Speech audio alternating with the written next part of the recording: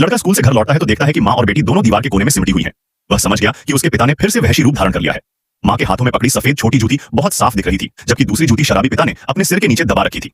लड़का धीरे से वह सफेद जूती उठाता है, लेकिन फिर भी पिता की नींद टूट जाती है। पिता तुरंत गुस्से में भरकर लड़के पर टूट पड़ता है, घूंसे, लातें, कुछ भी नहीं छोड़ता। लड़के के पुराने घाव देखकर यह साफ था कि यह पहली बार नहीं था जब पिता ने उस पर हिंसा की हो। लेकिन इस बार पिता यही नहीं रुका। वह लड़के को कमरे में खींच ले गया और उससे भी ज्यादा क्रूरता से मारा। अचानक पिता की मारपीट की आवाजें बंद हो गईं और एक अलग आवाज सुनाई दी, विरोध की। असल में लड़का अब और सहन नहीं कर पाया था। उसने तकिया उठाया और अपने पिता को दम घोंटकर मार डाला। उस रात आकाश काला था और हवाएं तेज थीं। उसने पिता की लाश पास की पहाड़ी पर दफना दी। पूरी रात वह नहीं सो सका, डरता रहा कि पुलिस आ जाएगी। लेकिन समय बीतता गया, कुछ भी नहीं हुआ और पिता के बिना घर में अजीब सी शांति आ गई। इस अनुभव ने लड़के की सोच ही बदल दी। आने वाले दशकों में वह एक सीरियल किलर बन गया, लेकिन वह केवल उन लोगों को मारता था जो उसे बुरे लगते। बेहद हिंसक शराबी, जानवरों को मारने वाली औरतें या घरेलू हिंसा करने वाले मछली दुकान के मालिक। जो भी उसकी नजरों में मौत के लायक था, वह कभी उसकी पकड़ से बच नहीं सका। उसका नाम था लाओपू। लाओपू। उसके सभी शिकार एक बांस के जंगल में दफन पाए गए। लेकिन एक दिन लाओपू ने एक औरत की हत्या की और उसकी लाश को दफनाकर घर लौट रहा था कि रास्ते में उसका एक्सीडेंट हो गया। सिर पर गहरी चोट लगी और उसकी याददाश्त धुंधली हो गई।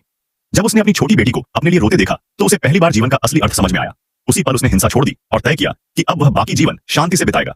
याददाश्त कमजोर होने के बाद लाओपू को डर लगा कि वह सब कुछ भूल जाएगा, इसलिए उसने रोज डायरी लिखनी शुरू की और अपने अपराधों का विवरण कंप्यूटर में सुरक्षित करना शुरू किया।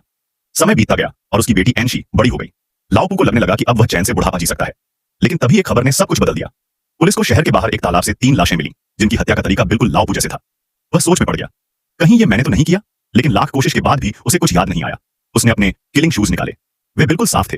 राहत की सांस ली कि शायद उसने कुछ नहीं किया। एक दिन लाओपू कार चला रहा था और सोचा कि दिन की बातें रिकॉर्ड कर ले, लेकिन गलती से आगे चल रही कार से टकरा गया। नीचे उतरकर देखा कि सामने वाली कार के ट्रंक से खून रिस रहा है। कार मालिक बाहर नहीं आया तो लाओपू ने फौरन रूमाल से थोड़ा खून पोंछकर जेब में रख लिया। तभी कार मालिक बाहर निकला और बोला, बैग में तो बस एक मरी हुई चीज है। कोहरा ज्यादा था इसलिए टक्कर हो गई, कोई मुआवजा नहीं चाहिए।